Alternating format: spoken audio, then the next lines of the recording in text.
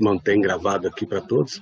Bom dia, pessoal. Bom dia, professor Sebastião. Muito obrigado por estar aqui. Daqui a pouquinho vamos passar a apresentação ao senhor. Eu vou rapidamente passar algumas informações para o pessoal. Nós estamos fazendo a nossa reunião, nossa 17ª semana, né, de reunião virtual do Grupo de Estudos em Nutrição de Ruminantes aqui. Queremos agradecer já a presença aí de 40 pessoas já assistindo a apresentação de hoje, já iniciando. Vou começar dando aqueles avisos básicos de que quem não estiver utilizando, por favor, desligue seu microfone, né, para a gente não ter ruídos, né, e nós vamos dar início daqui a pouquinho. Eu vou desligar também a câmera quando for o momento do professor Sebastião fazer a apresentação dele. Eu quero dizer que a gente tem aqui nos notas partilhadas, né? Aqui para cima dos nomes, onde estão os nomes de todos aqui à esquerda, um pouquinho para cima tem notas partilhadas, é onde a gente pede que vocês anotem as perguntas, né? Coloquem o nome e descrevam a pergunta. Por que a gente pede isso? Porque muitas vezes chega a hora da pessoa de fazer a pergunta da pessoa que está ali na ordem, mas ela não consegue abrir o microfone ou a câmera, etc. E a pergunta fica ali feita, a gente faz a leitura para o palestrante e, como está ficando gravado, você pode ouvir depois a resposta ou mesmo as pessoas que vão assistir depois de maneira assíncrona, né? Também, público, o endereço para quem quiser receber certificado. Por favor, entre nesse link, nesse segundo link que aparece aí no bate-papo público para vocês. Lá você vai colocar o seu nome, e-mail e a instituição de origem. Também a gente pede sugestões de temas, né? Vários temas nossos aqui no grupo de estudos têm sido apresentados com base em atender as sugestões de vocês aí. Tá? Esse link para o certificado vai ficar aberto somente agora, durante até no máximo 12 horas. Tá? Então, preencheu ali, durante a semana a gente encaminha os certificados para quem participou da semana passada, ainda não recebeu dessa semana, porque a gente ficou muito atarefado preparando uma série de coisas essa semana aí, mas o material já está prontinho e deve ir hoje ou no máximo no início da semana que vem. Ok? Também tem ali um link para quem perdeu ou quer reassistir as palestras que já aconteceram aqui no grupo de estudos. É o link que está aí acima do formulário, né, que o Pedro colocou aí. Ali você pode assistir as apresentações, ali você pode baixar o PowerPoint dos palestrantes que disponibilizaram, tem esse cartazinho. Muitas vezes a gente tem um palestrante ou outro que cita um determinado artigo ou documento online, a gente também coloca o link ali. Nós estamos migrando tudo isso para o YouTube. Nós já temos um canal no YouTube daqui do grupo de estudos. Das 13 ou 14 palestras que vão ficar disponíveis, porque 3 delas são internas, né, palestras de projeto de orientando os nossos. Então, dessas 13 palestras, nós já temos 3 disponíveis lá. Vocês podem assistir no canal e a gente vai continuar disponibilizando ao longo da semana, né, para que vocês possam acessar diretamente no canal, ao invés de ser somente aqui pelo link que nós estávamos deixando na Dropbox, tá? Então, vocês podem consultar ali, ok? A gente pede também para o pessoal ir colocando aí no bate-papo público, sempre nos anima, né, dizer de onde vem cada um. A gente está aí com 50 e tantos participantes, então é muito legal saber de onde vem, né? O pessoal está aí mandando abraço já, professor Sebastião, professor Geraldo, o pessoal da Unesp, de Ilha Solteira, e assim vai. Depois a gente vai sempre citando aí para vocês, né? Professor, vamos passar a sua apresentação, vou colocá-lo como apresentador. A gente vem aqui no seu nome, aqui embaixo, e Vi aqui que está do seu ladinho a Stephanie, né? Sebastião, na sequência, na ordem alfabética, vem a Stephanie aí. Então, o professor Sebastião vai se tornar apresentador, então já pode fazer, colocar a apresentação daquele modo que a gente testou ontem. Enquanto isso, eu quero fazer as honras, né, da casa, de agradecer imensamente o professor Sebastião por disponibilizar seu tempo aqui conosco. Na nutrição de ruminantes, o professor Sebastião é um dos maiores pesquisadores do Brasil, uma pessoa que é uma referência nacional. Foi meu professor quando eu fiz mestrado e doutorado em Viçosa, lá nos anos 90. É alguém assim que, com certeza, onde a gente vai, tem um pé do professor Sebastião ali, né? Ou com um orientado, ou com um orientado de um orientado, ou como referência bibliográfica, referência intelectual.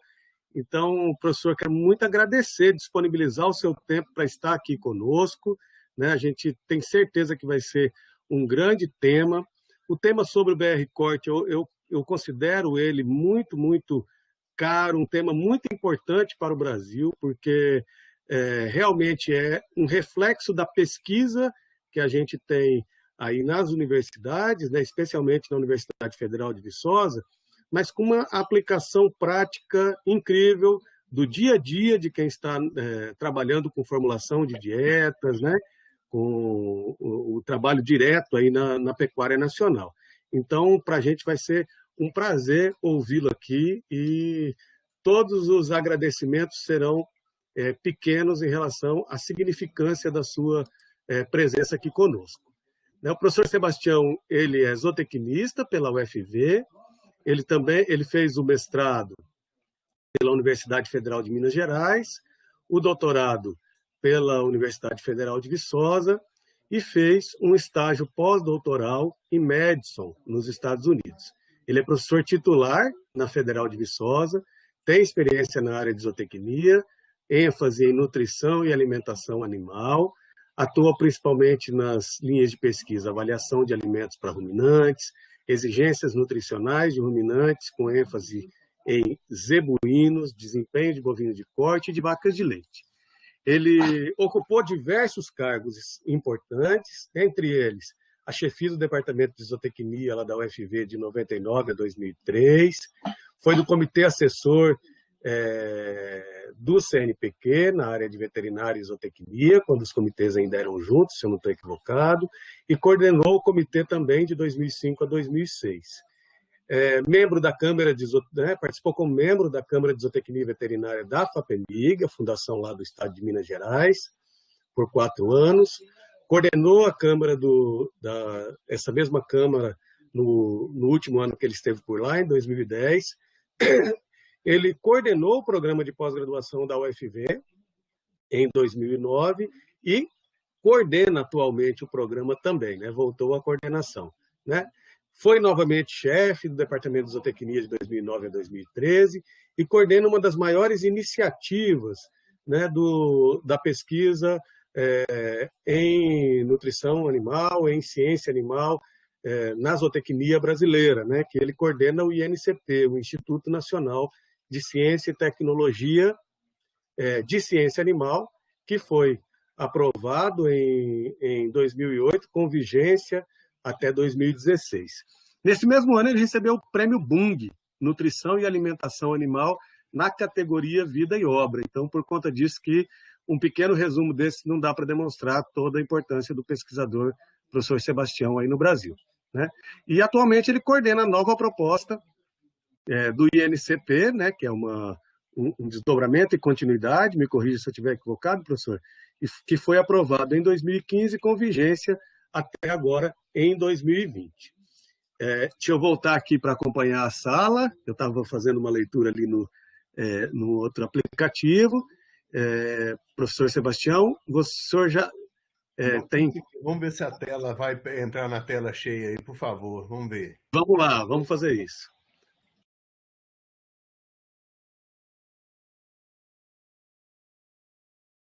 Aparece a tela aí ou não? Mas não está aparecendo para mim. não está aparecendo no lugar de eu compartilhar a tela, certo? Não está aparecendo no meu computador. Eu estou entrando aí na tela, alternar para a tela cheia, não está aparecendo o lugar de compartilhar a tela. Aqui, professor, embaixo embaixo Ah, aqui tá. tem um Agora, microfonezinho, telefone, câmera, do lado da câmera uma bolinha com a... É, agora apareceu. é Tá, tipo tipo um desenho do local de projetar slide, assim, tá, daqueles banners, né, físicos. tá, e agora vai, né? Pronto, é só o senhor alternar para a sua tela e aí, Apareceu aí? perfeito, apareceu, só fazer a Tá. apresentação perfeita. Professor, fique à vontade para a sua fala. Eu tô vendo aqui. Tá, Ronaldo, obrigado aí. A gente Obrigado só por falar. tem, a gente só tem um limite, que eu acho que ele é mais para o público. A gente sempre tenta encerrar ali perto das 12 horas, que a gente sabe que hoje em dia o pessoal é isolado em casa, essa coisa da dificuldade, né, de ter que se organizar dentro do trabalho no lar, né, nos deixa nessa situação. Né? Então a gente deve encerrar ali 12 alguma coisa, se acabar se estendendo. Mas você pode ficar à vontade para a sua fala. Estamos todos ansiosos por ouvir todas as suas informações, sem nenhum limite de tempo dentro desse período aí. Fique à vontade. Muito obrigado, professor. Obrigado, Ronaldo. Realmente eu não vou gastar muito tempo, eu vou fazer uma apresentação bem breve, certo? E também eu fiz uma apresentação na semana passada com o Zé Nilman. Eu não vou falar das mesmas coisas, provavelmente não vou fazer a mesma apresentação, vai ser um pouco diferente, certo? Eles, e porventura tiverem visto, não vai ser repetido, vai ser um pouquinho diferente. E eu tenho a intenção de falar no máximo 20 minutos e depois deixar aberto para perguntas, esclarecimentos e ou discussões, tá? Então, dando início aí, a gente vai falar sobre o BR Hort, vai fazer um breve histórico do BR Hort, tá? Mas antes disso, eu iria situar um pouquinho o país, porque muitas vezes a gente tem visto, e principalmente quando o público é mais novo, eles têm um pouco de dificuldade de situação do país em termos de pecuária. Eu vou situar e agora apenas a pecuária de corte, certo? São 3 slides apenas, são slides muito simples e apenas para situar a posição do Brasil e por que a gente tem uma importância tão grande na pecuária de corte mundial. Se a gente tomar o rebanho mundial de bovinos, o Brasil, junto com a Índia, ocupa mais ou menos, ou tem mais ou menos 50% dos bovinos do mundo. Há uma ideia de que seja em torno de 1 milhão de bovinos no mundo, 1 milhão e pouquinho. Então, o Brasil e a Índia, somente os dois, têm a metade dos bovinos do mundo. E a Índia tem os problemas religiosos, problemas culturais, e tem uma parte da Índia que idolatra o bovino, tem outra parte e não. Então, a Índia é um pouco dividida também em termos de pecuária, certo? Mas é uma pecuária e não compete com a gente muito grande do ponto de vista de desempenho, de produtividade. E a gente chama a atenção da China e dos Estados Unidos, que tem rebanhos relativamente pequenos, mas que tem índices produtivos relativamente grandes. Certo? E quando a gente fala de índices produtivos, muitas vezes as pessoas ficam pensando, imaginando, que o Brasil deveria ter o mesmo desfrute de China, Estados Unidos, etc. Isso não tem nenhuma relação. O Brasil tem um país totalmente diferente, peculiaridades diferentes. Isso faz com que a gente possa ter uma pecuária muito eficiente com desfrute baixo. Se a gente pegar o abate mundial, o Brasil abate atualmente em torno de 40 milhões de cabeças por ano. Em um rebanho de 200 milhões, isso vai dar em torno de 20% do desfrute bruto, certo?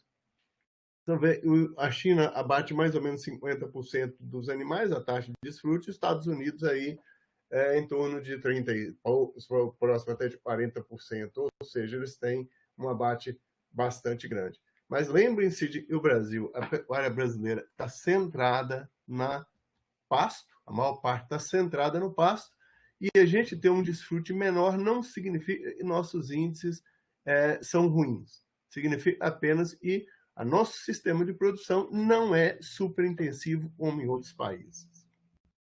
E por último, aí a questão da exportação mundial de carne, a gente pode ver que o Brasil atualmente é o primeiro exportador mundial e tende a ser cada dia mais um valor maior de exportações, principalmente se continuar as exportações para a China, e são muito grandes nesse ano. Então, isso situa então, o Brasil como o segundo maior rebanho do mundo, como o maior exportador de carne no mundo, e como um país e tem uma pecuária, e a gente pode considerar uma pecuária boa. Existem, obviamente, exceções em regiões, mas a nossa pecuária, nós nunca vamos chegar a desfrutes de outros países e são totalmente intensivos.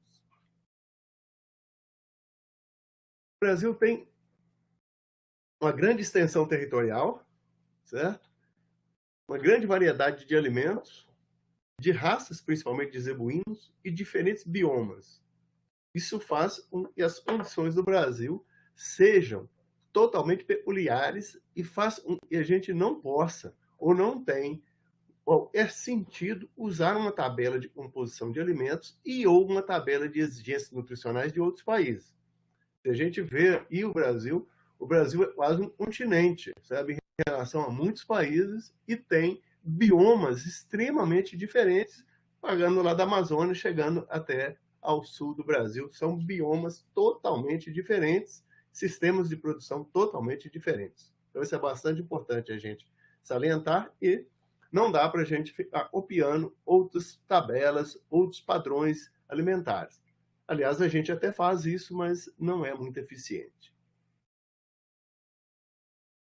Esse slide eu tenho apresentado ele em algumas palestras, mas eu não vou me ater a ele aqui não, mas apenas para dizer a vocês, principalmente aqueles que ficam muito influenciados pelas TVs e pelos grandes artistas da TV, eu vou citar só a Anitta e Fábio Porchat, para dizer os dois grandes conhecedores de pecuária brasileira, certo?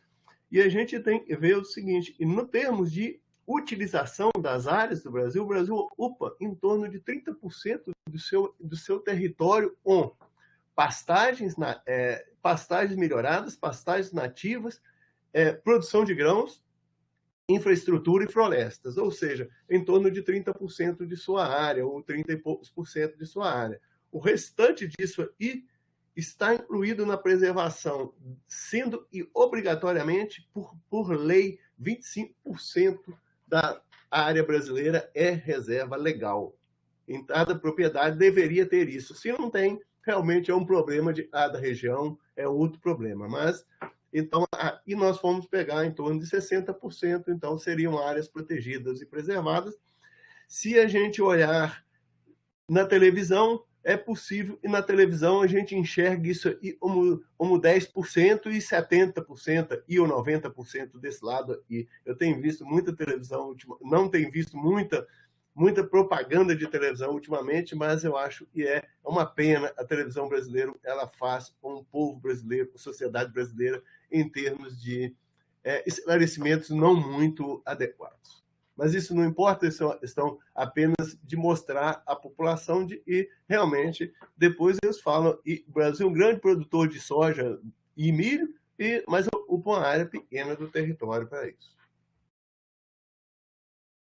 E finalizando essa parte introdutória, eu gostaria de mostrar essa figura que saiu essa semana, eu tive acesso essa semana, sobre a questão da pecuária de corte brasileira no ano 2020.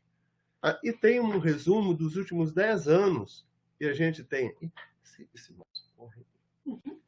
Dos últimos 10 anos, e a gente vê que o Brasil abate em torno e varia de 36 a 42 milhões de cabeças por ano. O que acontece com o ciclo? Esse eu não vou mostrar as outras figuras, tem vários outros slides aí, isso aqui é do Agrifato, a projeção do Agrifato. Eles mostram o seguinte, como aconteceu uma demanda de carne, o abate de fêmea é muito grande, o abate de fêmea faz um efeito reverso, e o abate de fêmeas cresce nesse sentido. Quando o preço melhora um pouquinho, mas o preço melhora muitas vezes é por causa do dólar, nem sempre é por causa do poder aquisitivo da população, às vezes não tem nada a ver.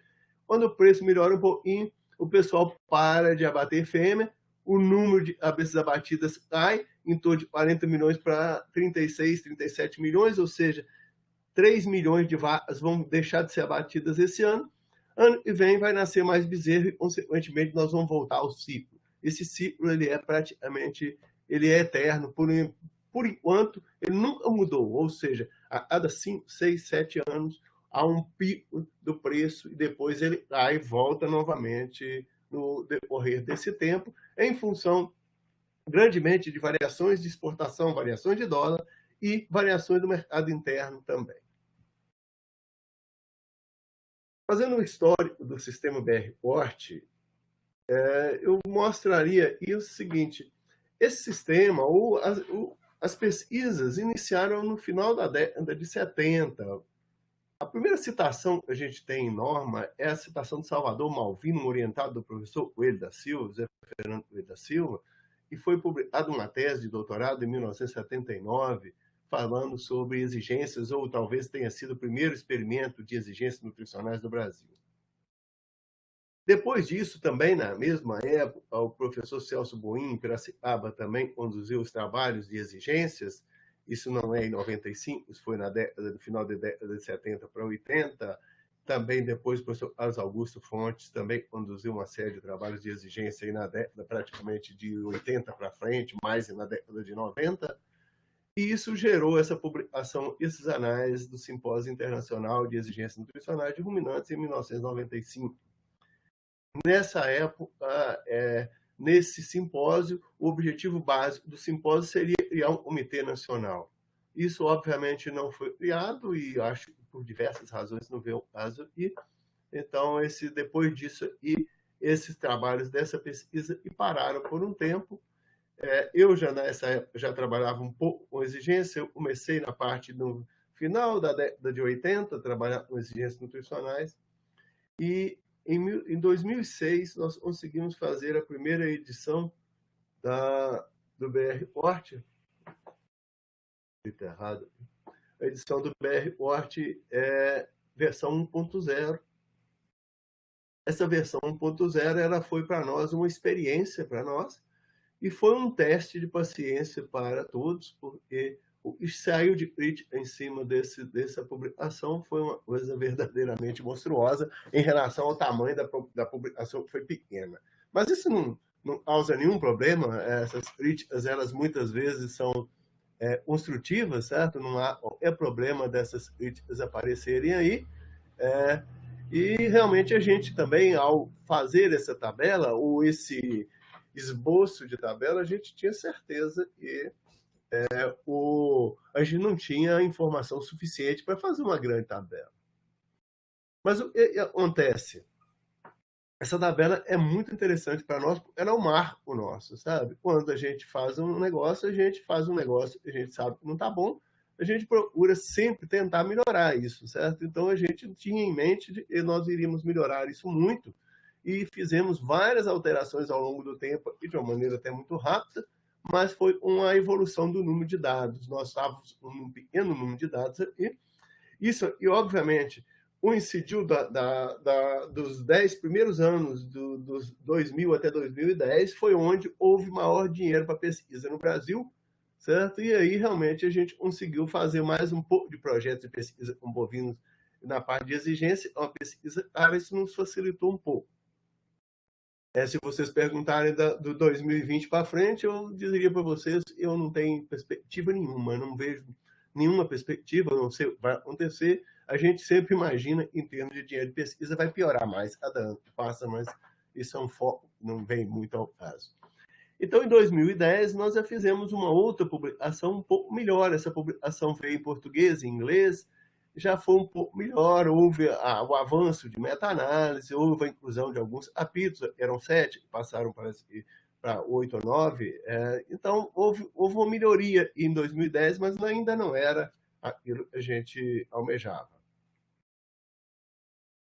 E nessa época, a partir de 2008, nós conseguimos participar do INCT, o Instituto Nacional de Ciência e Tecnologia em Ciência Animal, e esse projeto foi desenvolvido, foi implementado em 2008 e a primeira vigência dele foi até 2014. Depois houve um novo edital e a gente conseguiu também ser aprovado nesse novo edital de 2016 a 22, ou seja, nós continuamos ainda dentro desse grupo. qual a importância nossa nesse grupo? É fundamental que a gente esteja inserido num grupo nacional, porque, como se diz, o pessoal gosta muito de fazer críticas e uma pesquisa de um lugar X ou Y. A pesquisa não é de um lugar X ou Y. A pesquisa é feita para o Brasil. Na maioria das vezes, eu acho que todos os pesquisadores não têm qualquer interesse em fazer pesquisa para um lugar X ou Y, seja para Viçosa, seja para Pirassununga, etc. Certo? Então, nós inserimos aí, e nesse INCT eu vou fazer um comentário rápido dele, porque ele tem consequência para a pecuária brasileira como um todo. Então, em 2016, nós conseguimos publicar a terceira edição do BR Report, e nós consideramos, e nessa terceira edição, o avanço foi muito grande, e não só em número de animais, mas em participação de pessoas, em participação de metodologias, uso de metodologias mais eficientes, uso de técnicas de matemática mais eficientes, e isso realmente nos dá uma condição muito boa. Então, a partir de 2016, eu acho que nós chegamos numa tabela, e a gente diria assim, talvez a gente esteja aí em situação aí de 80% de um valor assim de 0 a 100, talvez em 80% ou até um pouquinho menos ainda, que a gente vai falar um pouquinho mais à frente. Bom, em 2016, obviamente, a tabela estava tanto em português e inglês, e eu vou fazer alguns comentários dela, mas eu volto aqui no INCT, no Instituto Nacional de Ciência e Tecnologia, porque tem muitas pessoas que não conhecem muito bem esse sistema. Existe um site dentro do CNPq, vocês acham, INCTs lá, se vocês quiserem, lá vocês acham todos eles, cada um deles tem uma página lá dentro e tem uma descrição. Mas esse de ciência animal, nós aparecemos aqui a partir de 2015, nós temos nesse INCT 26 instituições de diferentes regiões do Brasil, são diferentes áreas dentro, 86 pesquisadores nacionais e mais alguns do exterior, e 7 redes de pesquisa. Eu vou mencionar apenas uma rede de pesquisa, porque as outras não interessam, e nesse contexto, o site INCT-CA está aí, tem história, tem todo o progresso aí das coisas aí, tem vários relatórios técnicos estão aí dentro. E o que nos interessa é a rede 2, que é a rede de avaliação de exigências nutricionais de animais de produção. Nessa rede aqui, nós temos 3 metas. Uma é do BR Report. Era a terceira edição, mas agora nós já estamos, a nossa meta mudou para atualizar essa terceira edição. A meta 2, desenvolver o sistema brasileiro de gado de leite, seria BR Leite. E a meta 3, desenvolver o sistema brasileiro de caprinos e ovinos, ou pequenos ruminantes, que seria, então, os 3 sistemas. Isso impacta, e o INCT traz de novo aqui dentro. Bom, no caso do BR Report, ele trouxe um pouco mais de recursos para a gente fazer uma atualização. A gente está trabalhando dentro de uma atualização. No final, a gente pode comentar um pouquinho dela, e talvez seja bastante importante. Mas ele traz fundamentalmente 2 aspectos interessantes. O desenvolvimento de um sistema de gado de leite e de caprinos e ovinos, ele trará um avanço muito grande para o Brasil. Eu tenho dó das pessoas que estão coordenando os 2 sistemas, porque elas já levam bombardeio de críticas antes dos sistemas ficarem prontos. É normal isso no Brasil, acho que elas não podem se preocupar com isso. Mas, então, não vai nascer um sistema de gado de leite ou de pequenos ruminantes igual o atual sistema do BR Report, porque nós já temos de experiência nele quase 15 anos, sabe? Trabalho depois da publicação. Então, à medida disso, vai melhorando o desempenho e a qualidade do material que a gente tem e a disponibilidade de dados. Mas esses sistemas, eles estão previstos para nascer aí, pelo menos já era para ter sido esse ano, mas deve ser para o ano que vem. O sistema de caprinos e ovinos está mais aí na região do Nordeste e está mais em Belo Horizonte, e a Ana Luísa de Belo Horizonte, e tem uma série de pessoas aí, Stephanie, Eusânia, Stephanie, Isabelle, Zé Augusto, e a Isabela está de Jabuticabal, obviamente, que é mais na parte de ovinos, mas tem várias pessoas aí da região Nordeste. Mas fundamental, e a gente tem o seguinte, esses sistemas sejam publicados e depois sejam melhorados. Obviamente, sejam publicados do jeito que for possível a primeira edição. Esse é bastante importante. Bom, dentro do BR Report, então, nós temos um dado de animais no pasto, no confinamento. No pasto, nós estamos quase na estaca 0. Nós começamos, então, do jeito que nós começamos, nós continuamos começando. nós temos pouca informação de pasto. Basicamente, a questão do pasto se refere ao problema das técnicas de medir, principalmente consumo. É fundamental que a gente tenha melhor conhecimento de consumo, mas é difícil fazer isso no pasto e isso está diminuindo o número de experimentos no pasto.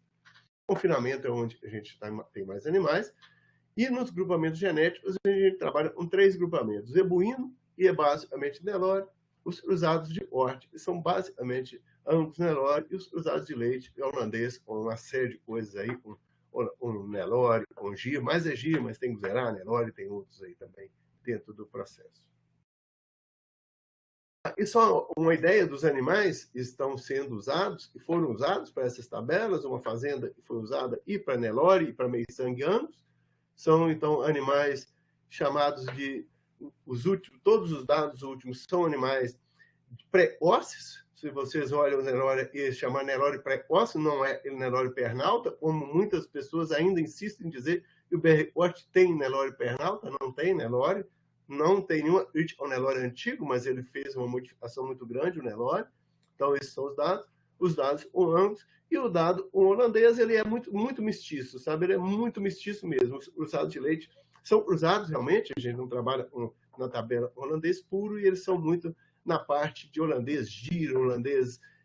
tem bastante Nelore, tem Guzerá hoje, tem 5/8, 3/4, etc. Então, é uma miscelânea bastante grande. E representa a pecuária brasileira na parte de cruzados de leite. E a gente trabalha em Viçosa também com animais super precoces. Esses dados também aparecem nas tabelas de exigência, e tem animais super precoces e animais mais ou menos precoces. A gente não tem praticamente nada quase de animais tardios nessas tabelas. Só uma ideia, e de Viçosa e do Ripfeed, em todos esses animais passam no Ripfeed, eles vão para o confinamento direto e são abatidos aí por volta de 450 quilos a 13, 14 meses de idade, com um peso de abate em torno de 16, 17 arrobas de rendimento de carcaça. Bom, então eu iria fazer agora um comentário sobre implicações econômicas do BR-Corte. Nossas tabelas, elas resumiram aí uma redução aí do custo, por exemplo, de proteína. Então, há uma diminuição, a gente fez apenas um exemplo aí, uma diminuição de em torno de 1,5% de proteína nas dietas, ou seja, era em torno de 13 e pouco, passou para 12, um pouco menos. Isso representa, em termos de consumo diário de proteína, dependendo do ganho, em torno de 130 a 160 gramas por dia, pegando somente animais confinados, que são algo em torno de 4 milhões de cabeças, ou seja, 10% dos abates brasileiros, mais ou menos, animais com confinamento, e pegando o preço do farelo de soja, eu fiz uma alteração, ele não aceitou minha alteração, não, ele manteve o mesmo preço, mas o farelo de soja hoje é R$2.000 a tonelada, isso aqui dá 209 milhões, e isso aqui dá 240 milhões, mais ou menos. Isso significa o quê?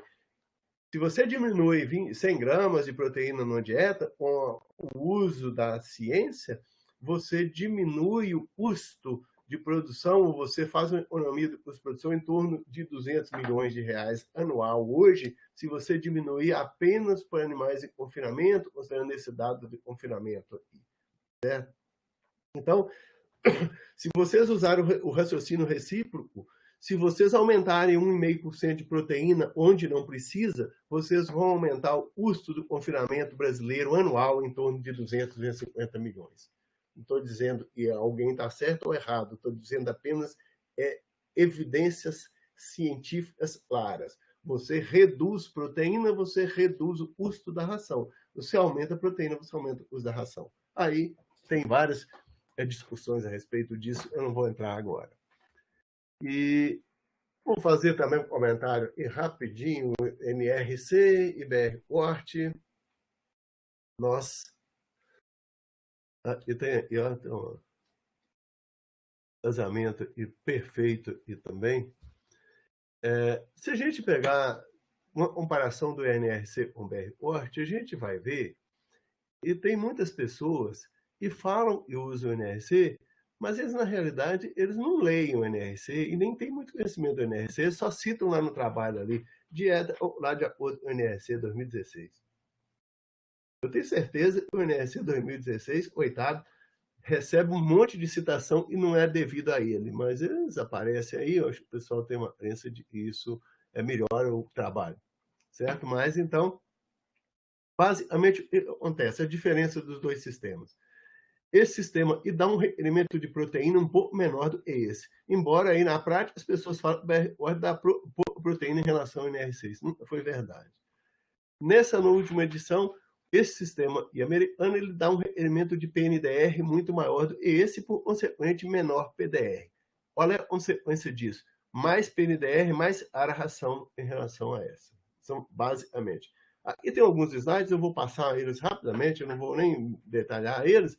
Está mostrando apenas a redução aqui de PDR, BR em relação ao NRC, pegando um animal da mesma categoria, não vem ao caso, e o aumento de, por exemplo, menor para o BR e maior para o NRC de PNDR, certo? Isso aumenta, obviamente, o custo.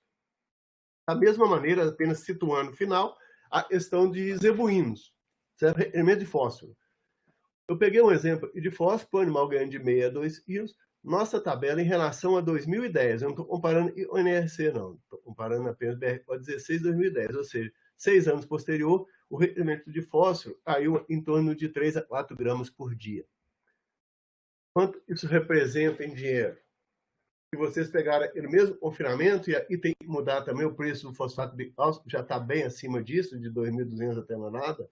Não sei exatamente o preço hoje, mas é acima de 3.000, deve estar acima de 3.000. Isso depende também, tem preço de todo jeito no Brasil. Mas então, se a gente pegar e reduzir 3 gramas de fósforo, isso reduz muito o fosfato bicálcico na dieta. E reduzindo o fosfato bicálcico, você economiza a dieta. Isso aqui vai dar uma economia em torno de 20 milhões de reais, no mínimo, se você tirar 3 gramas de fósforo.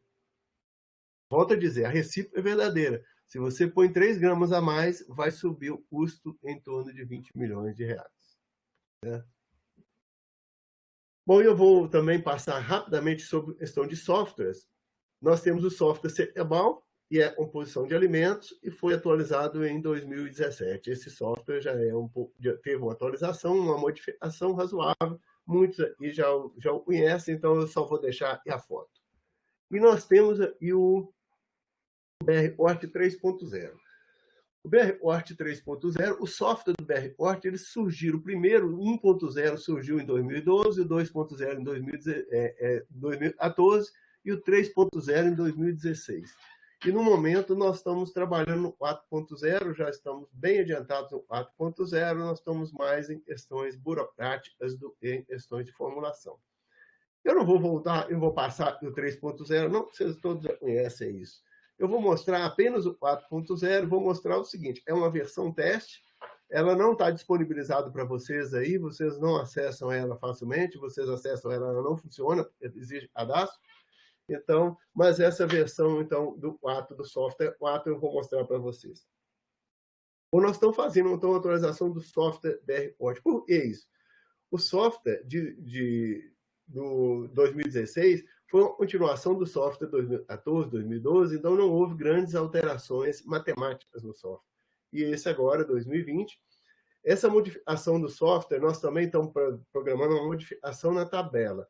A da tabela, nós estamos programando, e se tudo correr bem, uma atualização apenas, acréscimo de alguns capítulos, exclusivamente capítulos de aditivos, vitaminas e água, e alteração de alguns capítulos, principalmente proteína e energia, vai fazer algumas alterações, e em outros capítulos, alterações pontuais serão feitas. Mas a gente não vai reescrever o BR-ORT, a gente vai usar o mesmo critério que o NRC fez no passado, atualização do BR-ORT 3.0. E vamos, então, atualizar o software. O software, nós começamos isso em 2017, sabe? Esse negócio deixa a gente doido, porque já tem 3 anos e agora nós estamos finalizando ele e não conseguimos disponibilizá-lo ainda mais por uma questão burocrática. Então, eu vou tentar apresentar aqui para vocês, eu vou tentar entrar aqui numa outra tela e eu vou fechar essa aqui, certo? E vou tentar puxar essa aqui. Ele vem. Tá aqui dentro. Aqui, ó. Aqui primeiro. Assessoria, meu estudante. Tá me dando assessoria. E se eu não tiver assessoria, esse computador me mata. mas e tudo bem. Então, essa é a tela do novo sistema, o sistema 4.0, certo? Vai ser chamado 4.0. Já era para ter saído desde 2019, sabe? Nós já estamos no final de 2020. Ele está pegando aqui. Agora nós estamos em teste, já foram testadas várias coisas, ele está pegando. Está pegando a burocracia, nós estamos querendo registrar isso oficialmente no órgão público da universidade. Isso aí você sabe como é que é, em esse órgão público sabe como é que é. Então nós estamos pendentes aí, não sei até quando nós vamos sair dessa pendência, ou se nós vamos desistir delas, mas de todo jeito ainda estamos nessa pendência. Bom, então esse novo sistema ele vai permitir você salvar a dieta dentro dele, você salva ela no seu computador, aí tanto faz. Aí, ó. Ele mostra quais alimentos você mais usa na sua formulação, quais animais você mais usa, ele mostra quais são os grupos genéticos que você mais usa, quer dizer, ele guarda isso na memória. Mas eu vou passar um exemplo rápido da formulação, acho que vai ser bastante interessante para vocês verem o que acontece aqui com a formulação. O nosso software está disponível aí, gratuito, ele tem um problema de formulação bastante sério, porque ele é um software já antigo, certo? Então, nós tivemos que pensar em remodelar isso. O que está acontecendo? Nós temos a presença da Esteio Gestão Agropecuária, é uma empresa startup e do Centev e de Viçosa. Essa empresa comprou a ideia de trabalhar com a gente, então ela pagou a maior parte da mão de obra para modificar o software. O INCT pagou uma parte, mas foi pequena dessa modificação, por isso nós estamos tentando registrar isso no troço definitivo, inclusive um pagamento para a universidade. E nesse software, obviamente, agora nós temos três opções. Nós temos o software gratuito e é do jeito que estava, vai continuar, isso a gente não abre mão, mas vai ter uma versão paga para empresas ou para grandes confinadores ou grandes produtores que quiserem ter dados individualizados. Eles vão poder ter o banco de dados dele, de alimento, do jeito que eles quiserem, as dietas que eles quiserem, sem interferência nenhuma. Aí ele vai ter que pagar por isso, vai ter que cadastrar numa empresa e tudo. Mas a versão gratuita vai continuar. E são dois aplicativos que estão prontos também. Tanto o aplicativo para iOS, ou na loja da Apple, ou para Google Play, lá do Android, é da Google, eles já estão prontos também. Quer dizer, nós estamos fazendo, na realidade, 3 softwares em um só, certo? Esse é um software para computador e 2 para aplicativos. Nenhum dos aplicativos combinam com o outro, Google ou Apple não combinam, assim, o computador também não combina com o celular, então são 3 coisas diferentes. Mas eu vou dar um exemplo, e durante o exemplo, acho que vocês vão ver, eu já estou passando o meu tempo, vamos passar. Então, a entrada é mais ou menos a mesma, o animal, crescimento e terminação, peso corporal, vou pegar um exemplo aqui no confinamento, 400 kg para 560, mais ou menos usado no Sudeste. O ganho de peso, vou colocar 1,6 kg, também é mais ou menos muito usado, comum nos confinamentos aqui. Aí eu vou rodando a tela, vou colocar zebuíno, vou colocar confinamento, poderia colocar pasto, macho não castrado, vou pegar não castrado aqui. E aqui tem os dados que precisam os dados econômicos aqui. Eu vou colocar 1.000 animais, eu poderia colocar um só também. Tem uns custos aqui, mão de obra, energia, isso já tinha no outro. Outros custos, eu ponho todos os outros custos mensais.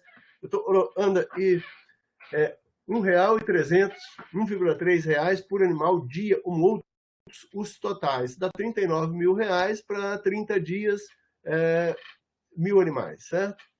E agora ele entra o preço de compra da arroba, vou colocar R$190, preço de venda a R$220, hoje depende da região, vai até 235. Rendimento essa inicial, isso não tinha, 50%. Rendimento essa final, 52%. Isso também não tinha. Taxa de juros, ele permite a taxa de juros. E ração a produzir, isso é para fábrica de ração, se você quiser fazer 5 mil, 10 mil, etc. Não tem. Seguinte.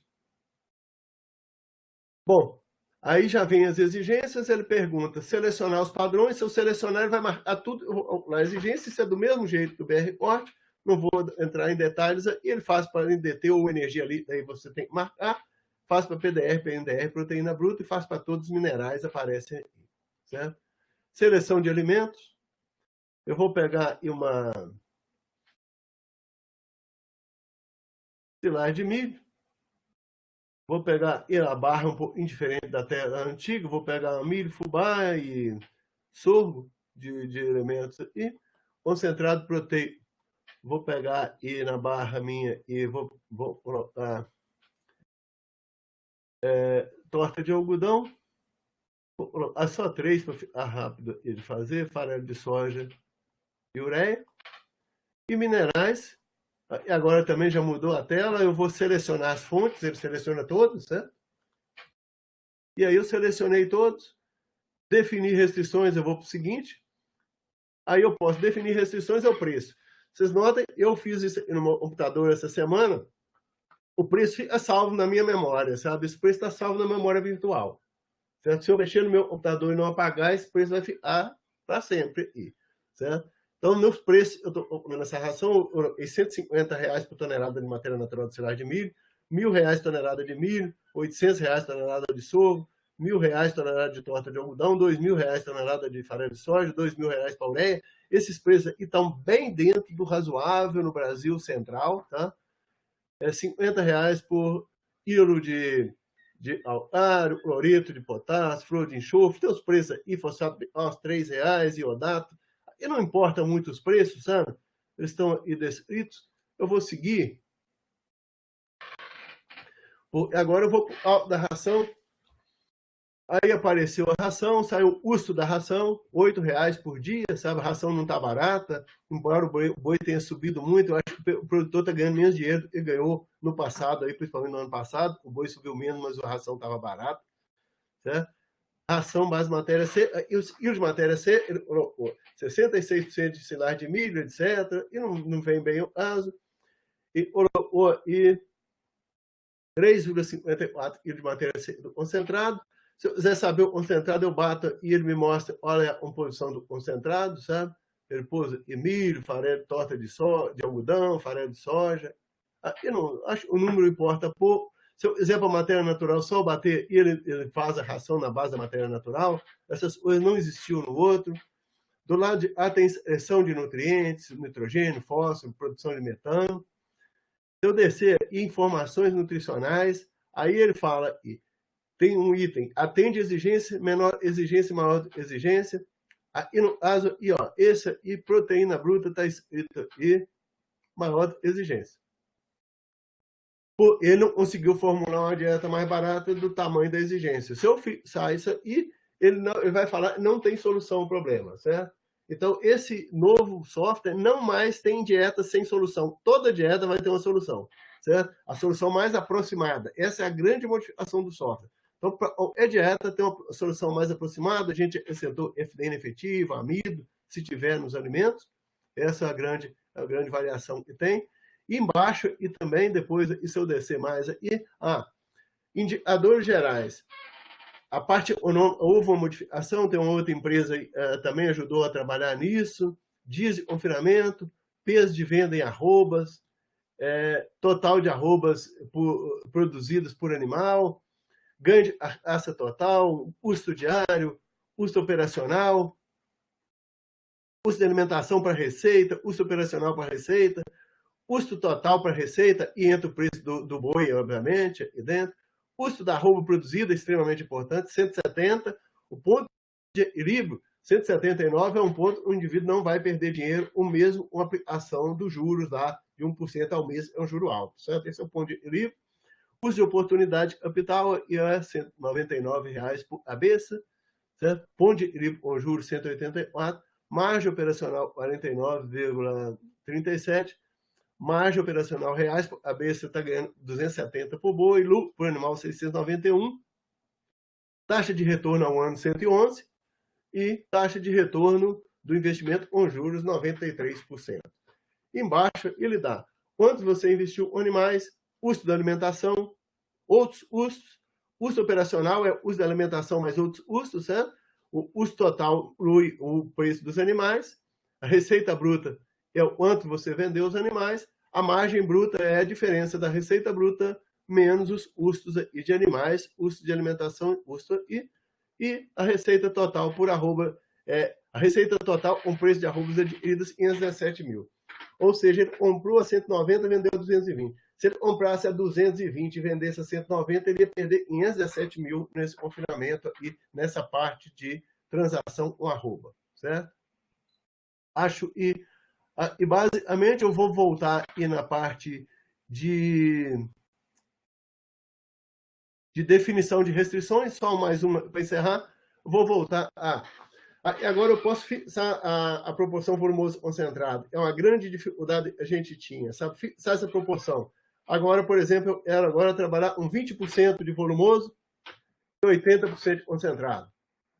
E essa relação volumoso-concentrado, isso depende da região, depende da disponibilidade de volumoso. A tendência natural de confinamento é trabalhar com baixo volumoso, não passa ao contrário. E eu mudei agora a proporção volumoso-concentrado, vou mandar ele otimizar isso com essa nova proporção de volumoso-concentrado. Aí ele já fez, o preço caiu com essa proporção FI, vocês sabem, ele já conseguiu achar um preço menor disso e, obviamente, ele vai ter um lucro maior lá no final, lá ele vai chegar num lucro maior e com as arrobas adquiridas é a mesma coisa, mas na margem bruta deve ter dado um pouco maior do que o outro lá, ou muito próximo, porque às vezes a gente diminui o volumoso, a gente não aumenta muito o custo. Certo?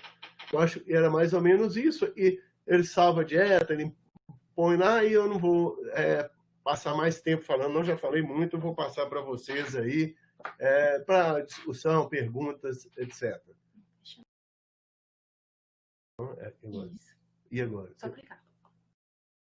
E agora? Se eu quiser voltar a aparecer agora. Pode fechar. Tá ok. Ok, Ronaldo, então era isso. Obrigado aí pela atenção. Estamos à disposição aí para as dúvidas e por as existirem. Ô, professor Sebastião, a gente que agradece. Muito obrigado mesmo por disponibilizar seu tempo. Eu peço para o pessoal abrir os microfones rapidamente e temporariamente para a gente aplaudir a apresentação.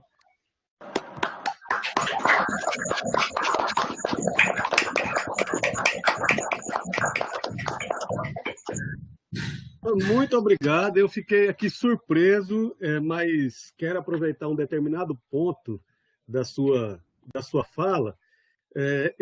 Aqui no grupo de estudos, sempre quem tem participado aí com frequência deve perceber que eu sempre procuro pegar algum ponto que não seja técnico, mas que eu acho que seja importante os nossos estudantes, né, as pessoas ouvirem. Eu gostei muito quando o senhor falou sobre quando saiu uma primeira versão, que vocês receberam muitas críticas, né? E que, mas a forma como da reação às críticas, eu acho que isso é digno de nota da gente fazer um pequeno comentário, né? Então, assim, eu tenho comentado muito com os nossos estudantes, às vezes até mesmo com colegas. A gente manda um artigo para uma revista, por exemplo, e às vezes você recebe lá uma lista de críticas e correções, etc. E muitas vezes a tendência é você falar assim, poxa vida, olha lá, acabou comigo, isso é um absurdo, isso é uma perseguição, meu trabalho deu tanto trabalho, uma coisa tão boa, uma iniciativa tão legal, larga aquilo para lá, fica com raiva, etc.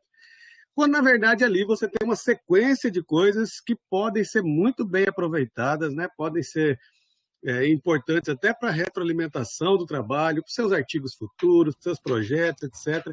Então, eu achei muito interessante, destaco, né? Vou colocar, não, mas essas críticas eram construtivas, elas puderam ser aproveitadas, etc. Então, eu acho que isso coaduna bem com essa discussão que a gente faz de vez em quando, né? Olha, vão vir correções, críticas, etc. Isso vai acontecer para um estudante numa banca, lá na defesa, isso vai acontecer na sua dissertação ou tese mesmo na parte escrita, nos seus artigos ou em qualquer outra iniciativa, né? E à medida em que a gente sabe filtrar aquilo que é construtivo, aquilo que realmente vem a ajudar a consolidação do trabalho, eu acho que isso é muito bom. Eu vi o senhor falando isso, eu quis chamar a atenção rapidamente para isso. Eu quero agradecer ao pessoal que está fazendo as perguntas aí. A gente tem em torno de 100 pessoas, né, que têm flutuado assistindo a apresentação. Lá no YouTube, as pessoas também podem fazer comentários, podem fazer perguntas.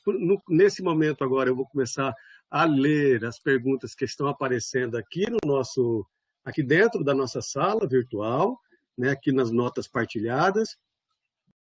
Hoje nós estamos tendo a apresentação do professor Sebastião e eu vou colocar aqui para vocês também uma listinha das nossas próximas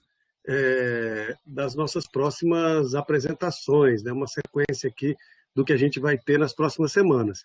Eu quero colocar isso um pouco antes de entrar nas perguntas, exatamente para dizer que, bom, eu fui aluno da Universidade Federal de Viçosa, fui aluno do professor Sebastião. Semana passada, a professora Thelma mencionou o professor Sebastião como alguém com quem ela já teve grandes colaborações e que já teve grande apoio. Na sequência, na semana que vem, nós vamos ter o professor Joanes, lá da UFMT, também foi aluno do professor Sebastião. A professora Manuela, aqui da UFBA, acho que ela está até aí conosco na plateia, ela também estudou, ela fez a graduação lá em Viçosa, deve ter sido sua aluna, Tião, em algum momento. Do mesmo jeito, o Luciano Cabral, que vai vir depois, ali, no dia 18 de setembro, também oriundo de lá, também teve, de alguma forma, a participação na sua formação a partir do professor Sebastião. Então, para dizer da importância e do nosso agradecimento. Você é feito da idade. Eu conheço outras pessoas que têm a mesma idade, mas não têm o mesmo número de impactos nas formações, nas produções dos outros indivíduos aí. Vamos lá, o Jarbas está perguntando, professor, como que nós, profissionais da área de gado de corte, podemos mudar a visão dessa grande massa aí sobre as questões ambientais que levam sempre a crer que o gado de corte é o principal causador. Ele diz isso porque ele vê que, às vezes, as discussões ficam muito retidas dentro da bolha deles, né, de quem está discutindo ali.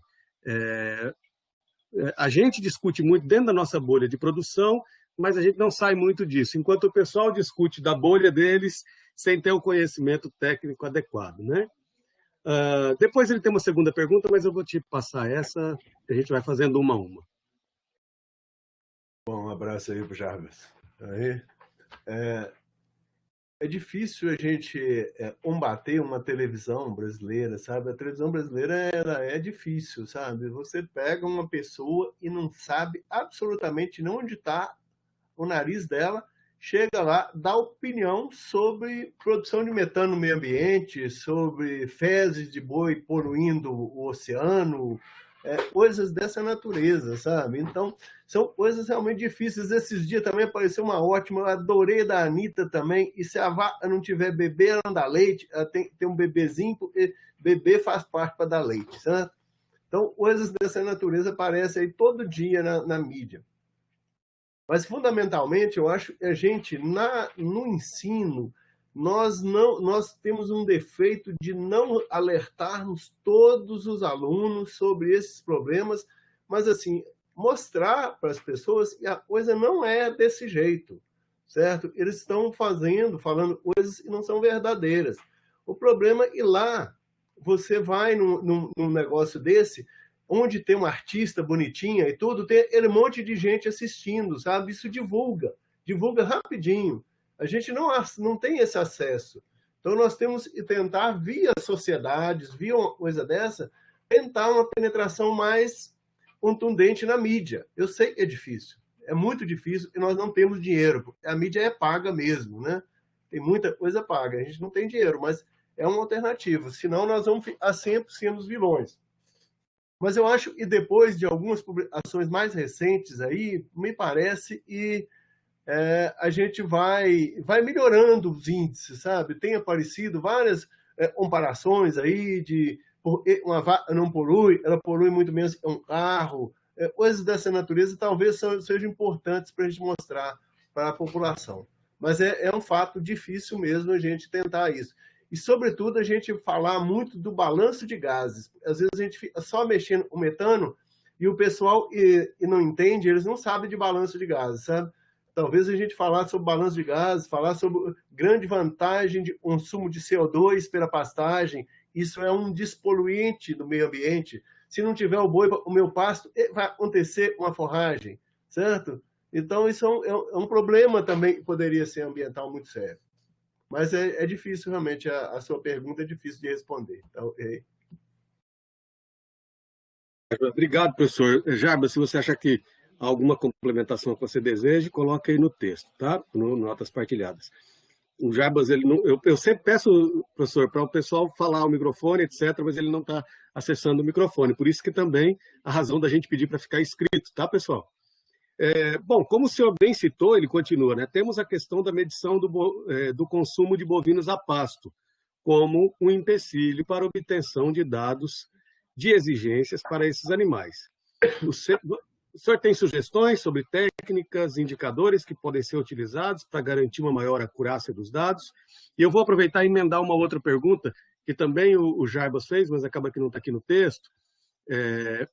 Vocês têm enfrentado, professor, e aí é uma curiosidade também muito, muito grande minha, vocês têm enfrentado algum tipo de dificuldade ou restrição com os comitês de ética para os experimentos de exigências nutricionais? Então, a parte do consumo, a questão do consumo a pasto e essa coisa do comitê de ética, por favor. Okay. Vamos ao consumo a pasto. Existe um grande problema, eu vejo no consumo a pasto, é matemático. Existem alguns pensamentos matemáticos, eu acho estatístico, matemático, eles pensam que são Deus, mas não são, tá? A gente tem uma ideia disso, eles pensam que são Deus. Pelo menos 98% pensam, 2% tem certeza que são, certo? Mas eles começam a impor muitas coisas, sabe? Então, essa imposição, por exemplo, exigência nutricional, eu não tenho nada a ver, se eu quiser fazer um experimento de exigência nutricional, eu não tenho nada a ver com repetição de pH, mas se eu não tiver repetição de pH, eu não publico em lugar nenhum, certo?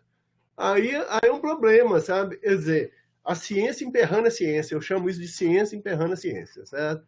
Eu acho que essa é a grande dificuldade, tá? Todo mundo sai da pesquisa a passo, por quê? Chega lá e fala assim, não, o estatístico falou, você está errado, animal não pode ser repetição, quem é repetição é pH. Assim, o meu problema não é pH, o meu problema é animal, mas eu sou obrigado a seguir a norma da área ou da lei, certo? E vegeta e predomina aí. Então, esse eu acho é o grande impave. Técnicas de medir pasto, consumo, nós temos. Acho que os indicadores internos e externos são perfeitos, não há nenhum problema. Uso de FDN indigestível, FDA indigestível, uso de cromo ou titânio como indicador externo, muito tranquilo para medir consumo de pasto, sabe? Nós não temos o problema. Nós temos um problema estrutural também. Medir consumo de pasto com técnicas in vitro, digestibilidade in vitro, é muito feia, é muito furado, os valores são muito ruins. Não é até não existe, ela existe, mas ela é muito ruim, ela é muito pior do que a dos indicadores. Mas assim, até existe, mas quando você vai fazer um experimento de exigência, você precisa de 100 dias. Aí nós medimos o consumo na metade do experimento, para não estressar os animais, certo? Mas é muito pouco, a variação de consumo é muito grande durante o período experimental. No confinamento, não, a gente consegue medir todo dia, ou quase todo dia, então é muito mais precisos os dados. Acho que seria isso, mas nós temos. Com relação ao comitê de ética, Ronaldo, eu acho que nós ainda não temos muito esse problema, e na UFV nós conseguimos criar 3 comitês de ética. Certo? Nós temos o comitê de ética, a gente chama de produção animal, comitê de animais de produção, animais de não produção, vamos dizer assim, são os outros animais que estão interessados lá onde? Lá no humano, tem pesquisa de coelho, tem um negócio de rato, é um problema, certo? Esses aí são problemáticos. E ainda tem mais uma outra, e são 3 comissões de ética e uma de humanos, sabe? São 3 comissões de ética. Então essas comissões funcionam bem. É permitido por lei ter mais de uma comissão de ética em universidade. Tem várias universidades do Brasil, só tem uma. Eu acho um pecado a universidade ter só uma comissão de ética, porque normalmente a comissão de ética em predominação dos humanos, quando tem uma só, certo? E aí realmente a parte animal sofre demais. Eu acho que várias instituições têm isso. Felizmente nós não temos isso ainda, certo? Felizmente. Um minutinho que eu estou carregando uma apresentação. Terminou bem na hora que eu estou mudando aqui o arquivo da tela e eu fico sem acesso ali às perguntas, mas beleza. Já estou colocando aí para vocês o nosso card da palestra da semana que vem, em que o professor Joanes vai falar sobre estratégias nutricionais de recria e seus efeitos na terminação dos bovinos. Tá? Professor Sebastião, o Ederson, lá, egresso da Universidade de Trás-os-Montes e Alto Douro, agora ele está aqui lá de Portugal, né? Ele está aqui, voltou para o Brasil, está aqui em Santa Catarina. ele fez um comentário, que eu vou ler, né? Acho que não é uma pergunta, apenas um comentário aí relativo. Ele falou que foi importante a ressalva referente à área de preservação vegetal. Há ainda uma questão de que a preservação vegetal pode ser considerada ainda maior, dependendo da metodologia, uma vez que a vegetação preservada na forma de campo nativo, pastagem natural, faz parte do campo, faz parte daquilo que é usado na agropecuária na metodologia do gráfico, né? E ele parabeniza o programa, né? Ele perguntou quando que estaria disponível essa mudança nova, qual que é a previsão.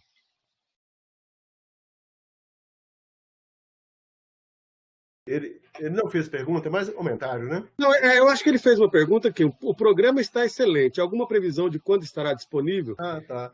Olha, eu nem tenho certeza se foi o Ederson que escreveu isso, porque como está um pouco abaixo, eu tenho pedido para o pessoal colocar o nome, né?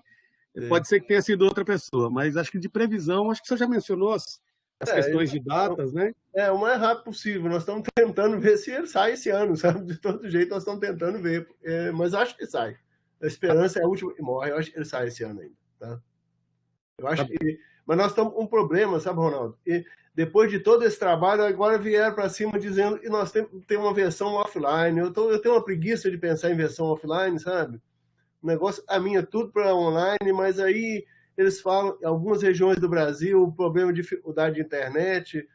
Eu penso o seguinte, daqui a 20 anos, eu tenho certeza que vai ter internet de ponta a ponta nesse Brasil aí, na internet satélite, obviamente, não essa outra, mas eu acho que vai ter, não é possível, certo? Mas é uma questão dessa ainda. Como produzir essa versão offline, né? Ele tem que produzir outra, tem que fazer outro programa, o programa não bate um ao outro, você teria que fazer outro. E vocês não têm possibilidade ou pensado, como que é, eu vou aproveitar, Stephanie, vou aproveitar que ele está falando sobre isso, vou colocar esse ponto, já que a Stephanie é a próxima. Abre, por favor, sua câmera e seu microfone, Stephanie, para a gente que ouvir aí. Enquanto eu... Ô, Tião, como é que é assim, no formato, ao invés de web, né? Vocês não pensaram em ter um aplicativo mesmo? Que o aplicativo funcionaria online ou offline? Um aplicativo para o celular, como esses apps que a gente tem por aí? Nós temos um aplicativo só para celular. Um aplicativo só online, né? Só online. Não tem um Mas aplicativo... ele é só online. Ele não tem como ser offline. Não tem jeito dele ser dos dois jeitos, sabe? Tem que fazer outro, certo? Então são... não tem jeito. É igual esse programa nosso online. Não tem jeito de você adaptar ele para offline, tem que fazer outro. Porque a linguagem, é uma série de coisas que trabalham hoje, sabe? Você tem que mudar a linguagem, sabe? Segundo eles. Oi, Steve, tudo bem? Bom dia. Tudo bem. Bom dia, professor. Professora Stephanie, com a palavra. Eu digitei aqui a pergunta, professor, mas é o seguinte, tem muita meta-análise de metano saindo, né? Eu vi que teve uma que envolveu aí pesquisadores do mundo inteiro. Tem alguma perspectiva da gente mudar, alterar essa determinação de energia digestível a partir de metabolizável aqui do Brasil? Ou isso aí, você acha que não muda nunca mais? É possível mudar, sabe? Mas eu vou te contar uma história muito triste. Nós compramos um aparelho Greenfeed lá dos Estados Unidos de metano. Aí nós estávamos medindo metano ano passado, recebi uma carta lá. A partir de agora, você só terá disponibilidade dos dados se pagar anuidade. Ixi. Mas não assusta, não. Esse ano passado também, a Intergado e dos cursos de eletrônicos me mandou uma carta. Se você não pagar a anuidade, nós vamos tirar você do ar. Todos eles estão cobrando. Infelizmente, estão cobrando. E qual o valor dessa anuidade, tio? Olha, do Greenfeed é $3.000 por ano. Para nós é muito caro, porque o dólar, se fosse em reais, tudo bem, certo? Mas em dólar está muito caro. Nós paramos, eu tenho um ano de equipamento parado. E a Intergado está cobrando em torno de R$3.000. Manutenção eletrônica de equipamento. Vocês podem ter certeza disso. Não vai ter nenhum equipamento mais nesse mundo e não vai cobrar anuidade. Agora eu não sei, mas nós vamos pagar, certo? Em universidade é muito difícil. Para você está difícil. A universidade não paga. Se você não tiver o recurso, você não paga. Mas você pagar 3.000 dólares por ano. Falei assim, mas é 5 anos? Ela falou, aí não tem lógica para nós em termos de reais, sabe? Você vai gastar mais que um projeto de pesquisa para pagar o uso da internet. Mas isso aí veio para ficar, sabe? A cobrança veio para ficar, porque o sistema da Intergado é brasileiro e veio também cobrando. Eu acho que, assim, do ponto de vista legal, nós temos condições de pagar hoje pela universidade, pela nova lei o Marco Legal da Inovação. Até o Ladeira fez uma.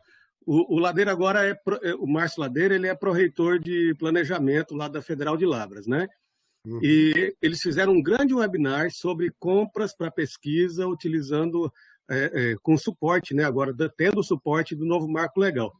Então, conseguir fazer esse pagamento da anuidade.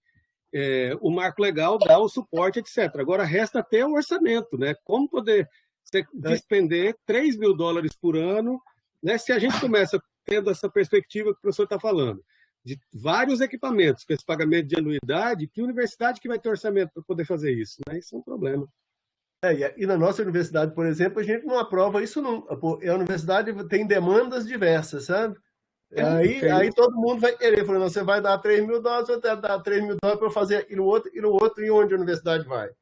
Então a gente não sabe como é que vai fazer, não. Nós deixamos desligado. O da Intergado nós temos que usar, porque não tem jeito, senão nós perdemos dados. Mas como ele é em real, ainda é uma coisa possível de pagar, né? Ok. A outra pergunta que eu tinha deixado aqui é para você falar um pouco sobre as exigências de aminoácidos que possivelmente vão entrar aí nos capítulos. E se isso vai ter algum impacto para reduzir custo, alguma coisa assim?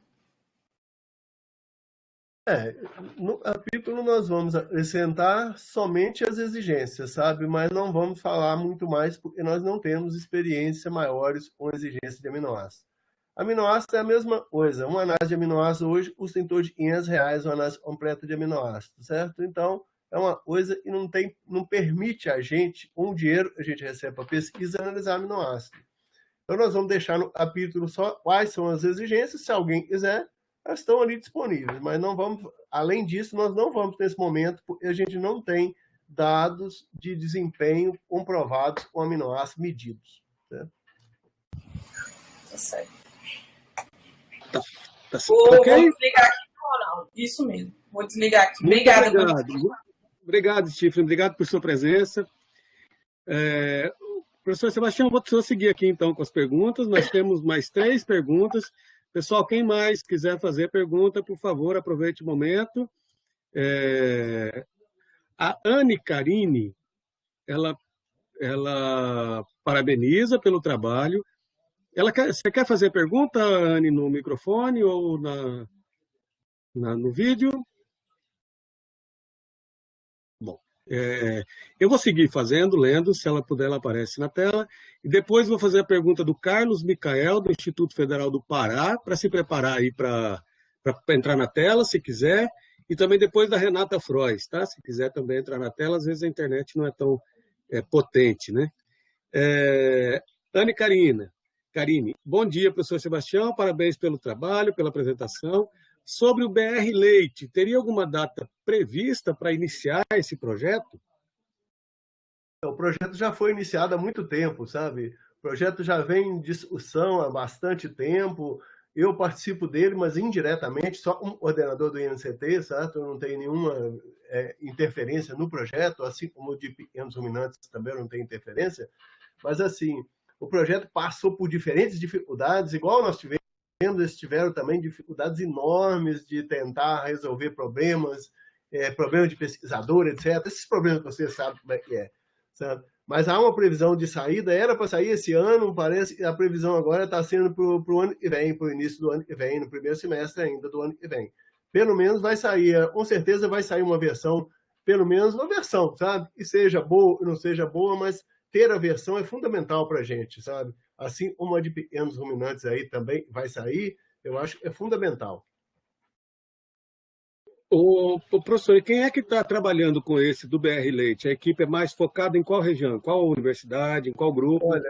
Olha, tem participação da Universidade de Viçosa, da Embrapa, basicamente da Embrapa Gado de Leite, da Federal de Belo Horizonte, a Ana Luísa, quem está na coordenação, a Ana Luísa, está na coordenação.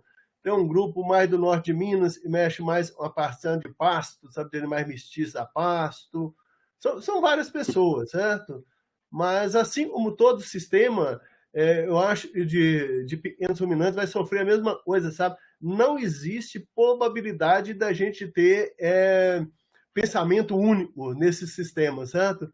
Então, às vezes, uma pessoa influir no pensamento e começa a dar muito problema, certo? A dificuldade de criar um sistema é o pensamento das pessoas heterogêneo. E precisa ser mesmo, sabe? Mas, às vezes, é difícil contornar. Mas tá indo, ele vai sair, com certeza vai sair. Esses dois eu aposto neles aí, Stephen também tá aí, o de pequenos ruminantes também vai sair, com certeza. Eu acho que essa também é a pergunta do Carlos Micael, do Instituto Federal do Pará, né? Ele parabeniza pela palestra, pelo exemplo de vida e pede a previsão da publicação do BR Leite. É a mesma pergunta anterior, eu acabei não lendo elas duas juntas. Bom, a última pergunta escrita aqui, depois eu vou dar uma olhadinha se tem alguma coisa no YouTube, não tem. Eu vi que o senhor citou rapidamente sobre aditivos. Qual a opinião do senhor sobre o uso desses na dieta, especialmente leveduras e enzimas fibrolíticas? Olha, nós temos uma série enorme de aditivos, cada um com uma função um pouco diferente, todos buscando a mesma coisa, buscando uma melhor eficiência, certo? Eu tenho muito pouca experiência com enzima fibrolítica, tenho mais de leitura, nunca fiz um trabalho com enzima fibrolítica. Com leveduras eu já vi mais perto, leveduras. Assim, eu acho que os aditivos, eles, no passado, se pensava que eles melhoravam muito a eficiência alimentar e tudo, sabe? Hoje em dia, a gente sabe que essa melhoria não é grande. O que existe de grande melhoria é na redução de problemas metabólicos, certo? E aí todo aditivo hoje que for capaz de reduzir um pouco os problemas decorrentes da acidose, eu acho que eles levam vantagem sobre os outros, certo? Então, no caso da levedura, a levedura tem algum impacto em acidose, certo? Tem algum impacto. Enzima fibrolítica, eu acho que menos.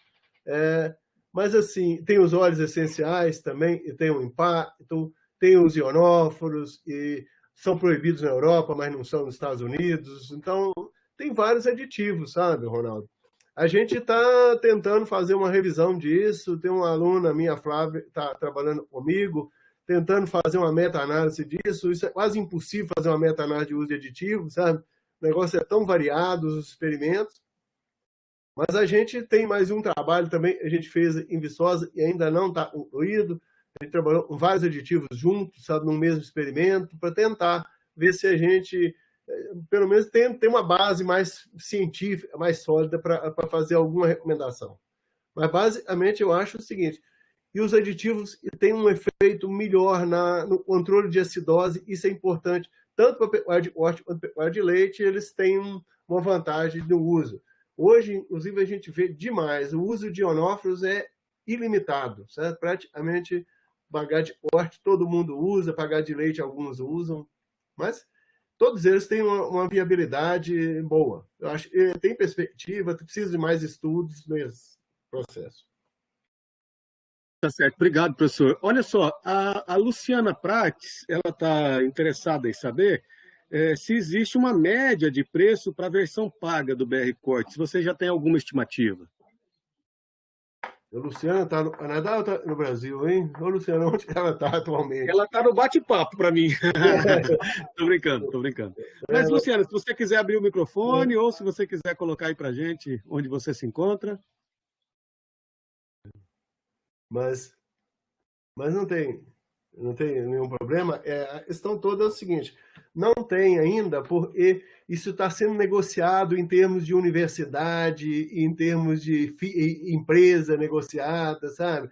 Jurídica de universidade, jurídica de fundação. Tá aí, Luciana. Direto do Canadá está entrando na... Ô, Luciana, tudo bem? E aí, professor, tudo bom? Tudo jóia. O Ronaldo tá chique, hein? Tá em presença lá no Canadá também? Já pensou? É o palestrante que atrai. Não, não. Tá vendo só, professor? Saudade de vocês aí, uai. Tudo bom? Obrigado por estar conosco, Luciana. Obrigada. Eu que agradeço. A apresentação foi ótima. Fiquei muito feliz em saber que o BR Corte está indo para a versão 4.0 e que tem essa possibilidade de ter mais disponibilidade para os produtores que querem pagar. Então, muito bom. Mas assim, a gente não sabe ainda o preço, não, mas não vai ser igual os programas internacionais, não. Com certeza a empresa sabe, o Brasil não é um país rico, então não vai ser esse negócio. Eles falam, eu tenho visto preço de programa, eles me falam, eu acho também é um absurdo, sabe? Acho que não vale a pena, não, sabe? Para pagar tem que ser um negócio muito bom e não pode ser muito caro, não. Hoje a facilidade provavelmente tudo indica vai ser anuidade ou mensalidade, sabe? Tipo anuidade, como todo programa. Você paga X para usar por um ano, certo? Se você quiser, você renova e vai andando aí. Ou se não quiser, você não renova. É mais ou menos isso. Mas Desculpa, Luciana, pode falar, por favor. Imagina. Não, eu ia citar, por exemplo, que o NDS a gente paga em torno da anuidade em torno de $1.500 americanos por ano.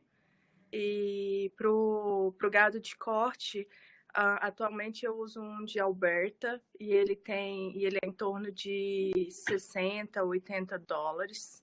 Mas ele é bem simples, ele não leva em consideração PNDR, PDR, ele só leva em consideração proteína bruta e NDT.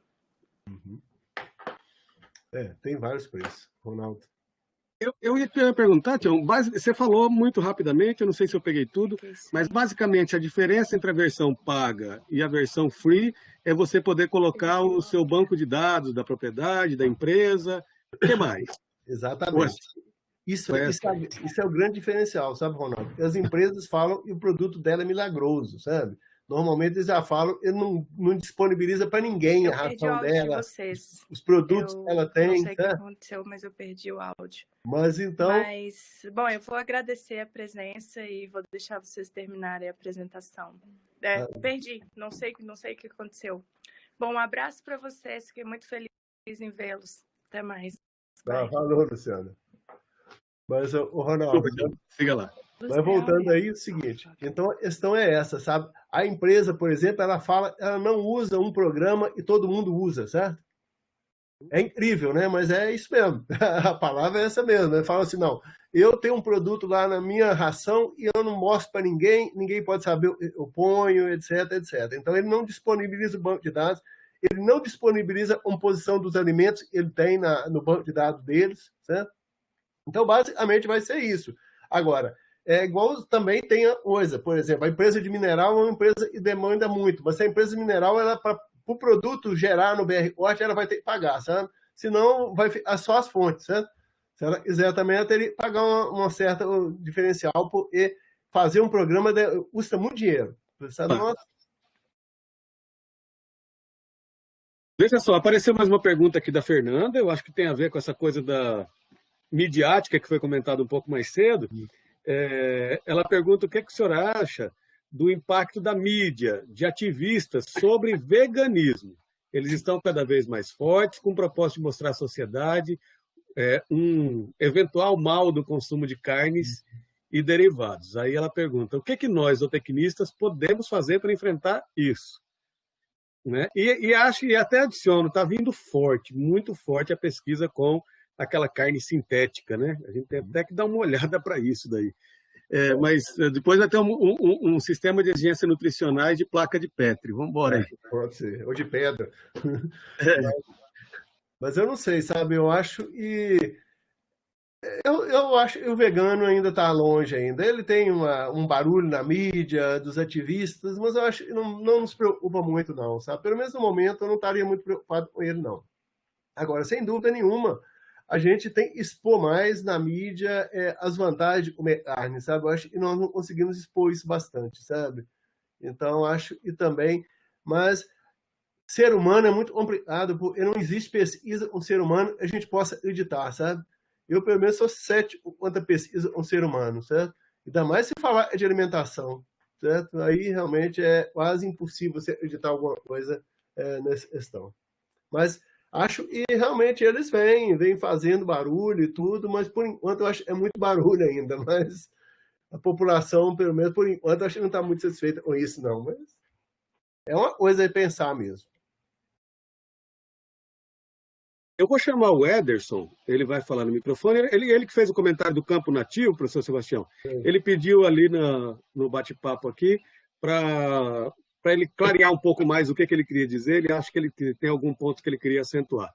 Está por aí, Ederson? Está entre nós? Sim, sim. Bom dia. Ederson Andrade, então, em Joinville, Santa Catarina, aqui na Unisociesc, professor aqui. E queria só dar uma clareada no comentário que eu falei, que o professor mostrou aquele gráfico lá do uso das questões da produção vegetal, né, da preservação vegetal, estava na faixa dos 66%, e aqui na região sul também é muito característico esse cuidado do campo nativo e da produção do pastagens naturais. E se nós olharmos aquele gráfico, ele relaciona o campo nativo e essa preservação, né, que já está há décadas aqui no nosso bioma, como uma área de uso agropecuário. Claro que ela é de uso agropecuário, mas ela também pode ser contabilizada como uma área de preservação vegetal, né? Era só mais ou menos um comentário que essa parte da preservação vegetal ela pode ser considerada ainda algo maior, né? Ou seja, ainda tem mais sequestro de carbono envolvido ali por essa parte que está mencionada como um uso agropecuário em si, né? Então é só mais ou menos, era isso que eu queria mencionar anteriormente. Eu acho que eu acho isso é importante também, sabe? Eu acho que o mais importante que tem, eu acho, e a gente só vê isso nos anais rurais, sabe? Anal rural, é o seguinte: o produtor rural é quem preserva o meio ambiente. Ninguém de Copacabana, nenhuma atriz aí dessa televisão preserva nada, sabe? Eles gostam de ver o jacaré, o menos era lá no Pará, lá no Pantanal, etc. Mas eles não têm o jacaré na porta do apartamento deles, não, para perturbar eles, certo? Mas realmente é bastante importante essa questão da preservação. O produtor rural preserva. No canal rural a gente vê algumas reportagens específicas, esclarecimentos do IE. Eu acho que está na hora da gente...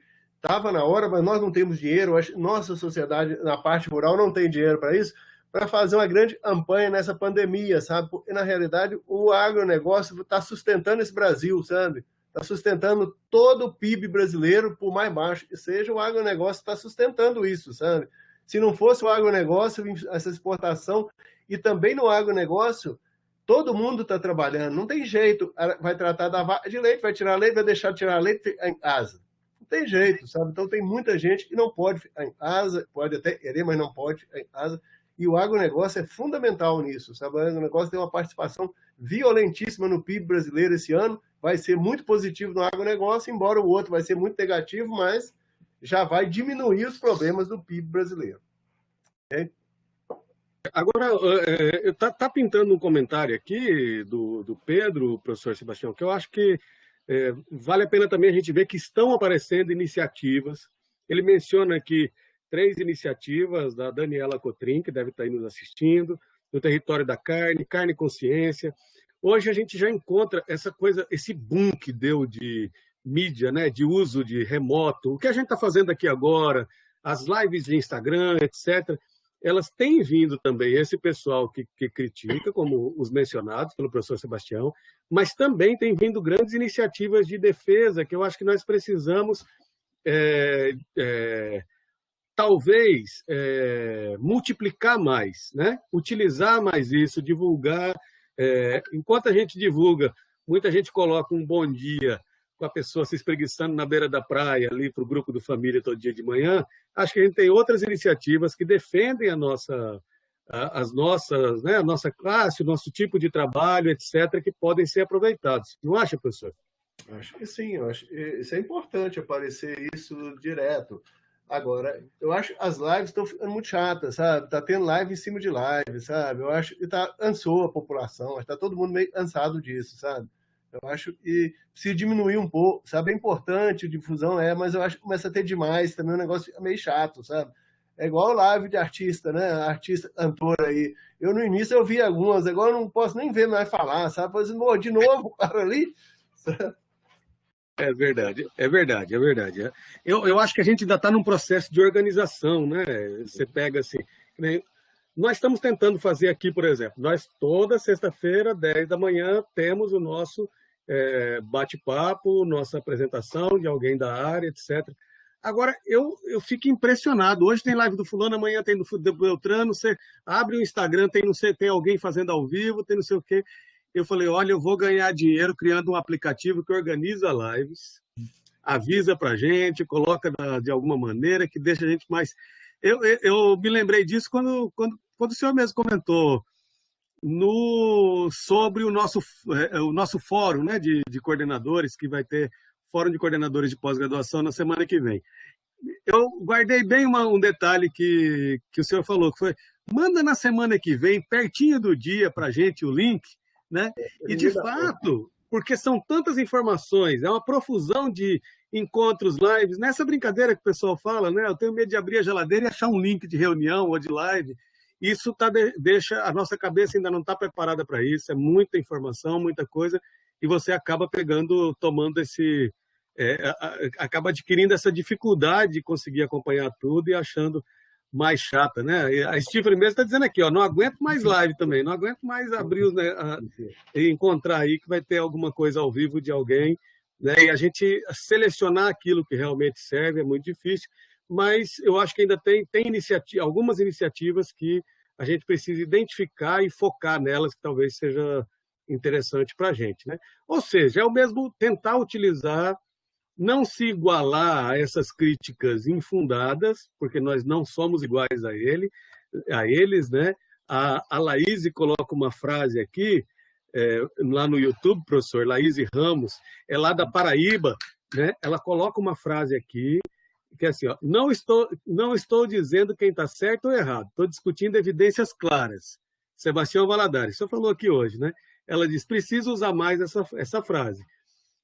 E aí eu acho que é isso, né? A gente jogar com evidências, as evidências que o pessoal que critica a partir de Copacabana, como o senhor brincou, não tem, né? E a gente tentar focar nisso, né? Porque se igualar a eles e descer na crítica, não é o nosso caso, porque a gente tem as evidências científicas, né? As evidências estão claras, como disse o senhor. Então, focar em algumas iniciativas, etc., não desistir delas, eu acho que a gente precisa para poder combater essa questão, né? Deixa eu ver se tem mais alguma consideração. Rafael Pinheiro quer fazer uma pergunta. Abra o microfone aí e a câmera, Rafael, por favor. Rafael é professor da Unesp, lá de Ilha Solteira. Está sempre aqui conosco, professor Sebastião. Ele vai fazer uma pergunta aí. Bom dia. Bom dia, Ronaldo. Bom dia a todos. Bom dia, Rafael. Bem-vindo. Obrigado por estar conosco. É um prazer. Professor Sebastião, parabéns aí pela abordagem e parabéns também pela equipe que vem desenvolvendo a questão das exigências nutricionais aí de ruminantes. A gente sabe que é um desafio no Brasil. A gente tem uma importância expressiva na produção de ruminantes e a gente não tem muito disponível nossas exigências nas condições tropicais dos nossos animais de cruzamento. Então, parabéns. O que eu gostaria de perguntar em relação ao BR Corte aí, que você comentou da versão 4.0, né, que vocês desenvolveram, está aguardando, acho que o licenciamento, a proteção desse software. Como que está sendo a questão da aplicação prática do BR Corte frente aos demais softwares utilizados aí como o NRC e etc., em questões mesmo de produção, seja as grandes fazendas, como que está sendo essa aplicação, se vocês estão fazendo um comparativo dos dados, eu gostaria que você comentasse um pouco a respeito disso. Olha, a questão é a seguinte, A gente acompanha no Google Analítico, sabe? A gente acompanha o acesso, a gente sabe para que lado está o acesso e tudo. Mas a gente não consegue ter esse foco. Esse foco que você perguntou, nós vamos ter uma versão paga, nós teríamos esse foco. Aí o indivíduo vai ter que fazer um cadastro e vai disponibilizar o cadastro dele. A empresa é setor público, setor privado, é produtor.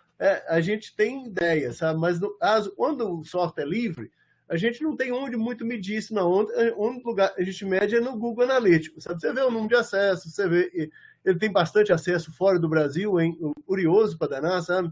Tem bastante acesso fora do Brasil, é uma coisa surpreendente para nós, mas a gente não sabe exatamente qual é o acesso no Brasil. A gente tem uma ideia de tomar um grande parte do mercado com o software 4.0. Eu acho que o software 3.0 é um software difícil de mexer. Se o indivíduo não souber mexer nele, ele não consegue trabalhar nele bem. E também, todo software de ração é muito difícil de mexer, sabe? Essa ideia, a gente vem agora de aproximação, nós não vemos um cálculo de ração, nós vemos um cálculo de aproximação. É uma ideia e eu acho que é uma ideia boa, sabe? Eu entendo, é a melhor ideia que a gente tem para formular dieta hoje. Por exemplo, a coisa que mais irrita ao Erum e a mim também, se eu pegar um software e botar uns alimentos, daí mandar lá a ração e fala, não é possível calcular uma dieta. Ele dá uma irritação, dá vontade de jogar uma pedra no computador, sabe? Então, na nossa proposta, a gente tem muita experiência com isso, vem trabalhando com software de leite, de corte, a gente vê e o jeito que tem é você ter uma aproximação, sabe? E a aproximação do nosso programa vai ser duas aproximações. Ele tem uma aproximação, estava muito lento a aproximação dele, sabe? Ele estava gastando muita interação, sabe? Aí nós estamos pedindo para mudar em duas faixas. Uma aproximação grosseira e uma aproximação mais refinada. A mais refinada vai demorar mais, sabe? Aí eu também não gosto de programa que demora muito, não, sabe? Eu acho que tem que ser um negócio mais rápido. Então, se o indivíduo quiser perder mais tempo, ele vai fazer uma nova avaliação, novas interações para chegar mais próximo da realidade, certo? Mas é bastante difícil. Mas, assim, a expectativa nossa é o seguinte, nós temos uma vantagem fundamental sobre os outros programas, é a língua, certo? E de uma forma ou de outra, o entendimento nosso de inglês não é tão bom assim. Então, quando o software está em português, ele facilita muito o uso, eu acho que facilita muito o uso. Eu acho que o novo modelo, o novo formato nosso vai facilitar muito mais. Nós temos, pelo menos, a esperança de aumentar muito o nosso índice. O nosso índice vem crescendo, segundo as pesquisas do professor Miller lá, ele vem crescendo o uso do BR Corte. Mas a gente não dá para medir muito ainda sem ter uma base mais sólida. Okay? Muito bom, professor. E parabéns novamente aí pelo trabalho. Espero que outras pessoas possam dar continuidades também e a gente ter resultados positivos para ser aplicado em condições tropicais no nosso país também e até em outros países. Parabéns. Obrigado. Obrigado, professor Rafael, pela participação. Só lembrar que semana que vem a gente vai ter a apresentação do professor Joanes Evodax, lá da Universidade Federal do Mato Grosso. Ele vai falar sobre nutrição na recria, pensando na terminação, né? A gente vai também continuar fazendo desse mesmo modo aí, professor. Hoje foi um teste que felizmente deu muito certo. A gente está transmitindo lá no YouTube. A gente tinha em torno de 20 pessoas assistindo lá no YouTube, além do grupo que cabe aqui na sala, né, que faz as perguntas. Então, a gente acha que vai dar bem certo. Professor, esse também é um teste para o fórum, porque a gente está aqui, eu estou bem ansioso, porque no fórum deve ter um público bem maior, né? Na quarta-feira que vem a gente vai trabalhar desse mesmo jeito, então acho que vai dar bem certo. No fórum, nós vamos poder perguntar, Ronaldo, no fórum nós vamos poder perguntar para o presidente da APS ou não? Deve, por isso que ele acha que ele foi chamado. Oxe. Veja, a gente fez assim, ó, aquela primeira parte da manhã vai ter, o Patrick vai fazer a abertura, presidente da SBZ. Eu vou fazer uma fala sobre a área, para ele conhecer mais a área, porque a gente sempre precisa estar reforçando, né? Eu quero até depois pegar mais informações sobre essa economia desses milhões aí com a questão da proteína. Eu vou querer tocar nisso, se vocês permitirem, acharem que vale a pena. Como uma perspectiva vinda de programa de pós-graduação impactando no mundo fora da academia. Depois ele vai falar, depois a Zena das bolsas. Depois o Emílio Cantillo vai falar uma coisa de um programa lá. Mas depois, quando acabar esse painel, das 11 a meio-dia vai ser só perguntas. Então, os coordenadores entram numa sala como essa e vão assistir do mesmo modo, como a gente está fazendo aqui, e vão escrever nas notas partilhadas. Quem estiver assistindo de fora vai escrever lá no bate-papo do YouTube. Nós estamos querendo que você represente, acho, os coordenadores todos. Nós queremos saber sobre o PNPD, sabe, Ronaldo? Se o PNPD acabou ou não acabou. Isso nós queremos saber do presidente da CAPES. Eu acho que vai ter uma boa... A gente pode ter uma boa discussão com isso, sabe por quê, Sebastião? Eles estão assim... o presidente da CAPES, tem uma ideia de que PNPD é pós-doutorado para professor, que deveria durar no máximo 1 ano. Ele não entende essa visão de que o PNPD é um trabalho mais longo, de uma assistência, como a gente encontra, você vê no exterior, etc., que foi uma fórmula muito, muito boa. Então, ele está querendo transformar o programa. Eu acho que até talvez um retrocesso, você voltar a ficar 1 ano e os professores virem fazer pós-doutorado com essas bolsas. E aí, e as idas para o exterior, aqueles ganhos, etc. E essa assistência, que eu acho que é aquela formação do indivíduo num período pós-doutoral, né? E também assistência aos pesquisadores e docentes, a gente perderia. Então, acho que vai ser um bom debate vocês perguntando sobre isso. O Breno Silva, quer falar no microfone, Breno?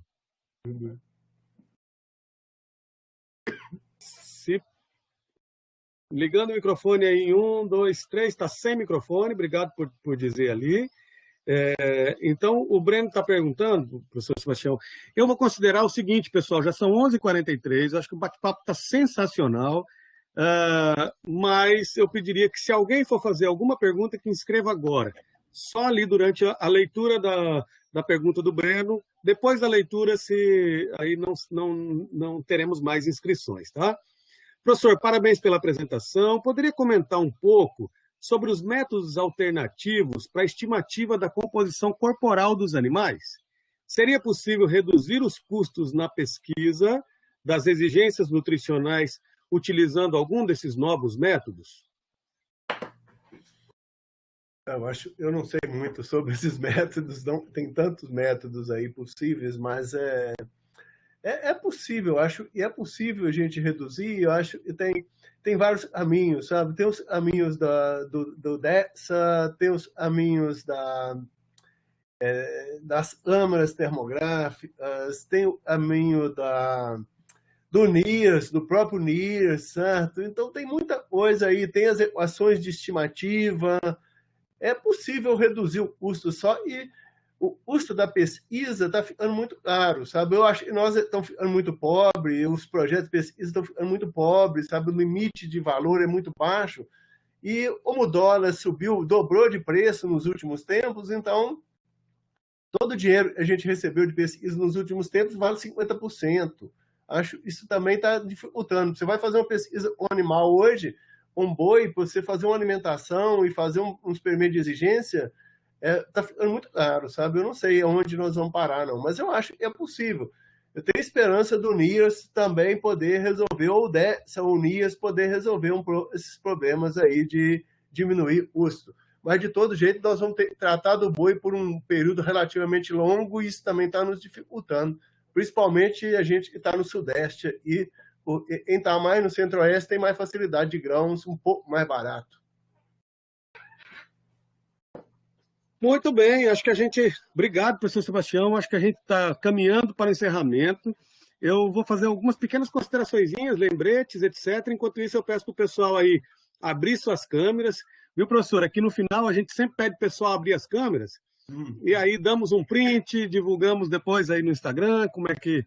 nas nossas mídias sociais aí, uma lembrança, né, de todo mundo junto. Então, por favor, moçada, vamos abrindo a câmera aí, para a gente poder fazer essa lembrança do dia que o professor Sebastião esteve conosco no nosso grupo de estudo. O Ederson já está aí. Daqui a pouco, se não começar a abrir, eu vou começar a fazer os convites direto, hein, galera? Bora lá, não vamos esquecer, tá? Deixe-me fazer aqui. Eu estou sendo lembrado que eu tenho que retirar o cartaz. Para eu retirar o cartaz, eu vou para o default, né?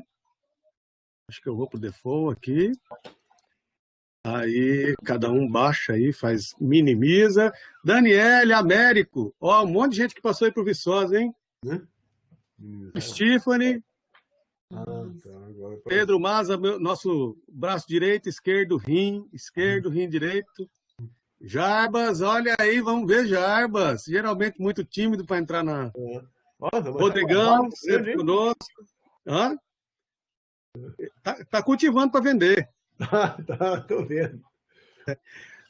Pessoal, por favor, a gente tem divulgado as nossas apresentações mandando uma mensagem no WhatsApp. E aí, só que a gente parou já de mandar mensagens individuais. Obrigado, Luciana, que está aí diretamente do Canadá e conosco. A gente parou de mandar mensagem individual porque é um número muito grande. Tem mais de são 600 e tantas pessoas para quem a gente manda a divulgação dos nossos encontros. Então, a gente tem mandado para uma lista de transmissão. Só que para receber na lista, vocês têm que ter um número. A nossa querida Jocely aí também. Tem que ter o número do Pedro registrado no celular de vocês. Então, ele está deixando aí no bate-papo para vocês o número dele. Tá? Ele adora fazer isso. Eu acho que ele está com segundas intenções, passar o número aí para poder bater papo com a galera depois. Ainda está aberto ali o formulário para pedir os certificados, tá? Preencham, por favor. Eu dei uma sapeada ali agora. Eu vi que a gente tem gente do Brasil inteiro assistindo, né? Pela lista ali dos certificados, a gente tem uma ideia de onde são as pessoas, o que é muito legal para o nosso grupo de estudo, para a nossa iniciativa. Né? Obrigado, professor Sebastião. Você sabe que seu tempo, né, sua dedicação à pesquisa é enorme, o número de orientandos, de trabalho, né, a quantidade de trabalho, além de coordenar um grande programa de pós-graduação, que também requer um tempo danado. Muito obrigado por estar aqui conosco. Infelizmente, virtualmente, não dá para a gente dar aquela lembrancinha, né? Um birimbá, um doce de coco, uma cocada da Bahia, né? Mas a gente, de coração, agradece bastante. Do mesmo jeito que, se ele viesse para cá, podia até trazer um doce de leite Viçosa para a gente, mas vamos ficar na dieta mesmo. Muito obrigado. E 1, 2, 3 e o print aí, galera. Pedrão, tá fazendo? Márcio, eu também vou registrar aqui. Estou feliz da vida de estar com vocês todos aqui. Nosso grupo de estudos agradece. A gente se encontra na semana que vem com a apresentação do Joane. Se alguém quiser falar alguma coisa, professor Sebastião, fique à vontade, antes da gente encerrar. Só um agradecimento aí a todo mundo. Daniele ali, deu um oi para ela ali também. O pessoal aí conhecido aí, tem muita gente conhecida aí, Américo lá, conheço bastante gente aí. Obrigado a todos aí, agradecendo aí pela presença aí. Espero não ter enchido muita paciência suas aí. Mais uma live, né, Steve? Não é live, não, mas parece, né? Parece. Obrigado. Sensacional. Professor Geraldo Tadeu dos Santos, nosso amigo lá da UEM, agora está como visitante na Federal do Mato Grosso do Sul, também está mandando um abraço ali no bate-papo. Um abraço a todo mundo, valeu, bom almoço, se cuidem, nos encontramos na semana que vem. Professor Sebastião, novamente, muito obrigado. Um abraço para todo mundo aí, valeu. Vou fazer um convite para o almoço, como faço toda sexta-feira. Vou convidar cada um para comer na sua casa, se cuidar, use máscara, fiquem isoladinhos, com cuidado, até essa coisa toda passar. Um abraço, valeu. Valeu, gente. Muito obrigado, professor. Agora vamos terminar a sessão.